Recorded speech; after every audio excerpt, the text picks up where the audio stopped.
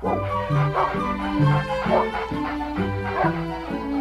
everybody, we're here at the Lake Mills Veterinary Clinic to visit Dr. Stork, who is Lucky's vet. Dr. Stork, we had one of our viewers ask us about how we can make the transition from winter into spring easier for our pets. What would you recommend? Well, actually, that was a fabulous and intuitive question that your viewers asked, and it prompted quite a bit of thought on my part, because obviously the things that we most commonly think of when it comes to springtime in pets is ticks, which is about the first, second, and third thing that we have a tendency to be concerned about. And in spite of the fact that this morning it was 10 degrees outside and we still have a foot of snow on the ground, we are easily and reliably no less than 6 weeks away from our first tick. And for example, if the weather that we had this Tuesday, Wednesday, and Thursday, which was highs in the low 40s, if that weather had persisted until now, we would have ticks now. Because ticks love to overwinter and bark under the barks of trees, all the gardens that people like to construct with the mulch. That's where ticks like to live. And after a long and particularly long winter this winter, they're literally looking for blood. And one of the most important components that we are concerned about is protecting these guys against fleas and ticks.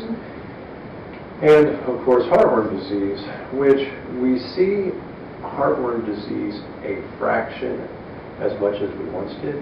I've been working in a veterinary clinic since I was 14 years old, and in 1979 we saw literally hundreds of cases of heartworm disease on an annual basis, and in a practice about this size. The reason why we see heartworm disease much less frequently than we used to is because we've been very diligent about prevention, and prevention is very easy. It's never been more convenient and more effective, but we actually recommend heartworm protection year-round. So heartworm protection, flea and tick protection are also absolutely crucial. Lucky, on the other hand, does not seem to have ears. He's got big ears, but not for this particular discussion. But those are two of the most important things. And the flea and tick protection can be very lifestyle dependent. For example, Lucky, my assumption is, lives in town and likes to travel the sidewalks and yards and doesn't necessarily get out into the tall grass and the weeds and go hunting and go up north, in which case there are certain products that are going to be very safe and very effective for him. As soon as clients start talking about their dogs going up north by the water, hunting in the woods, dog parks, bike trails, the glacial drumlet bike trail, ticks are magically attracted to high concentrations of carbon dioxide and carbon monoxide. If you walk your dog, for example, next to the interstate, which I wouldn't recommend, you will find millions of ticks in a very short distance. It's really pretty striking. So tick protection can be very lifestyle dependent, because for dogs that do live the Lyme life, as I call it, we recommend that they're also Lyme vaccinated. It's not one of our core vaccines. The Yorkshire Terrier that runs outside and pees right next to the sidewalk and comes back inside, we don't think in terms of the Lyme vaccine. But the lab that's in the water all the time, we very definitely do. So that's one huge category that we take into consideration. But one of the lines of thought that your questions, your viewers' questions, actually arose among Dr. Clark and myself. My associate, Dr. Clark, is a certified canine rehabilitation therapist, and she also participates in ski journey. It's an insane sport where you take two maniacal dogs and put them in harnesses and strap them to your waist, put a pair of skis on your feet, and you see how fast and how far you can go. Oh my. It is not anywhere close to organized chaos. But both she and the dogs absolutely love it. So, long story short, she spends a lot of time thinking about athletic dogs. Well, from our side of the table, what we hear a great deal is with regard to the couple pounds, 2 pounds, 4 pounds, 6 pounds that our pets gain over the winter time is, gosh, he just didn't want to go outside. It was too cold. He was picking up his paws, didn't want to walk outside. And as a result, put on some extra pounds. And as well, we have a tendency to think of our pets as being perpetually fit, but just like us, if they spend from October until the 1st of March inside being dramatically less active, they're also going to be dramatically less fit. And it would be absurd to think that Coach McCarthy would bring the Green Bay Packers in on a Friday and play the first NFL game on Sunday afternoon. In the same fashion, we really shouldn't expect our pets to come out of hibernation for the winter and immediately go hard. That is, they may be underfit, they may be overweight, and they don't always have the ability to hold themselves back. For example, we take a 2-mile walk on a sidewalk or on a bike trail. If our pets are off leash, they just ran a marathon. And when they are fatigued, they are dramatically more likely to become injured. We see dogs that injure shoulders, and we see a lot of dogs. And Lucky is more than welcome to have a look around the clinic. And some of the things that we think of to warm dogs back into exercise is just like we would do with ourselves. One is go slowly and easily. Just this morning, a few hours ago, we saw our friend Ben. And Ben is an 8-year-old rat terrier that weighs 21 pounds and is absolutely insane on playing ball. Well, if I hadn't played basketball for 4 months and I went out and I played a basketball game, I would be exhausted in 4 trips up and down the court. Ben does not know to only chase the ball 4 times and take a break.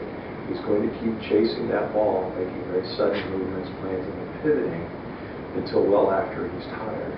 And that is the time when we see lots and lots of injuries take place.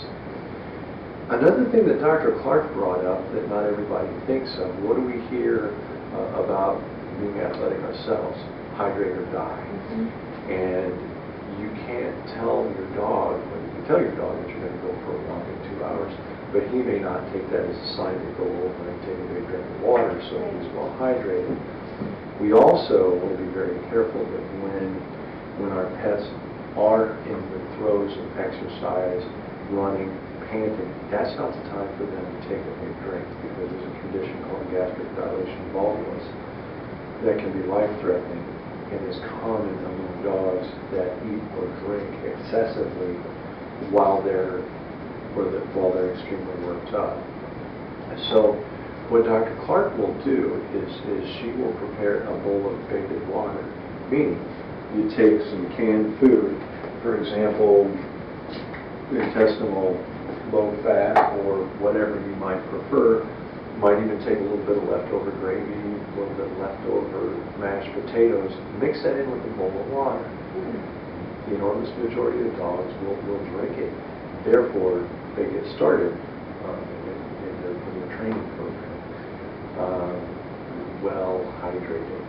And that can make a big difference, because a great deal of symptoms that we perceive when we exercise as fatigue is actually dehydration or electrolyte imbalance, and you can prepare them in that fashion very well.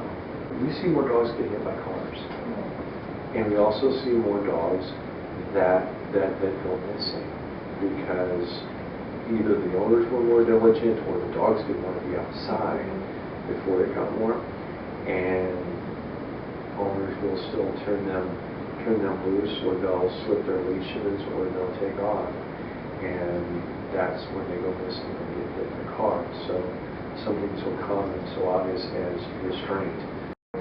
Those are some of the big things that we take into consideration. Intestinal parasites are a big deal as well, because we have a tendency to think of parasites being more prevalent in dogs that are out in the country or on farms. But actually, in Lake Mills, I expect that it's very similar in Watertown. Where do people walk their dogs? On the sidewalk. Where do their dogs eliminate? Next to the sidewalk. And everyone, as we know, is absolutely diligent about cleaning it up when they do, but unless you take a divot when your dog poos, there's going to be residue. And that's where parasite eggs can exist. And here in Lake Mills, we see a lot of dogs with parasites that live in the direction of Rock Lake. I suspect, actually, I've seen the same types of patterns for dogs that live in Watertown. You walk by the river, ducks and geese and marmots that crawl into and back out of the water, they also eliminate. Right. So we see lots of intestinal parasites, and at least 4 of the common parasites that we see in pets are zoonotic. They can affect people as well. So especially if you have young people around, old people around, it's pretty important to be diligent and regular with regard to parasite prevention. Do you have more questions? I think that answered a lot of my questions. And I think just as pet owners, we should just take a little bit greater care as we make that transition into the warmer months. Yes, and you know, at the risk of plugging the veterinary profession, one of the things that's well worth mentioning is, myself included, we have a tendency to be programmed by Jeffrey Bezos and Amazon and Betty White on PetVet Express that they can save all kinds of money if we just get online and we order, especially our parasite prevention products, online. Well, there's a couple of things to take into consideration. One is our technicians who handle inventory work very hard with our reps to keep our prices, and in most cases we're less expensive than the internet. We're able to offer rebates that are not available even in the big box store. With all due respect to Betty White, we're able to offer those products for less. Not to mention the fact that earlier in the conversation we talked about being lifestyle dependent. An excellent example of how these things can go wrong. We have one of our favorite clients who lived on 20 wooded acres. They ordered their flea and tick prevention products online. They had 2 beautiful shepherd crosses that weighed 120 and 140 pounds apiece. They were mortified when they came to the clinic. We tested them and found them to be Lyme positive. Well, as we dug deeper into the situation to try and find out where the security breach took place, we found out that the products that they were using didn't touch ticks. 260 pounds of dogs that live in 20 acres worth of woods were not in the least bit protected against ticks. So we also work pretty hard to be current and give accurate information and make sure that your pets are on the proper products. And that's without mentioning the counter products made by manufacturers like Parts and Sargents that don't have anywhere near the research trials behind them. We have no idea how long they last, and we see dramatically more side effects and reactions to those products. So we are very much making recommendations in their best interest in all cases, and trying to prevent diseases that exist with tremendous prevalence.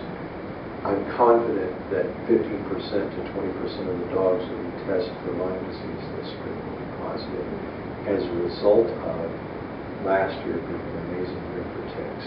We saw more ticks in October and November of last year than at any other time that I can remember.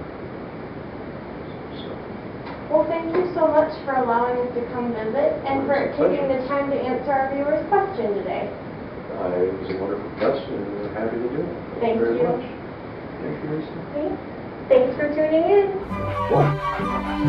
in.